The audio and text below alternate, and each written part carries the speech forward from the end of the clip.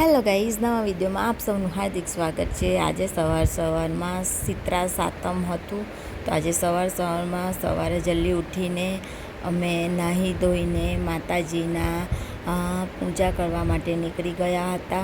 અમે ત્યાં જલ્દી પહોંચ્યા, પણ ખૂબ વરસાદ ચાલતો હતો, એના કારણે અમે 2 થી 3 વાર બેઠા અને 2 થી 3 વાર અમે ઊભા રહ્યા।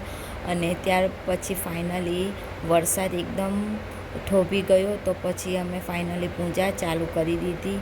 અને અમારા ગામના મહારાજ હતા, એ પણ આખા પીલાઈ ગયા હતા, પણ અમે લોકો મંદિરની અંદરમાં બેસી ગયા હતા, જેથી અમે લોકો ભીના થયા નથી। અને ત્યાર પછી અમે માતાજીની ખૂબ સારી રીતે શીતળા માતાની પૂજા કરી અને સારી રીતના અમે આશીર્વાદ લીધા માતાજીના। અને ત્યાર પછી થોડીક વારે પાછું વાદળ આવી ગયું હતું, તો અમને લાગતું હતું કે હવે વરસાદ પડવાની તૈયારી છે। ત્યાર પછી અમારા મહારાજે ફાસ્ટ ગાડી ભગાડી અને ત્યાર પછી પાછી ફટાફટ પૂજા કરાવી। અને ત્યાર પછી અમને એવું કીધું કે હવે તમારી પૂજા સમાપ્ત થાય છે, તો તમે લોકો માતાજીને પાણી ચડાવી દો અને ત્યાર પછી તમે જે ફૂલ હોય તે માતાજીને ચડાવી દો। અને ત્યાર પછી જે તમારી પાસે સામે ગિલોળીને પાન પર તમે જે પૂજા કરી હતી એ પૂજા પો લઈ લો।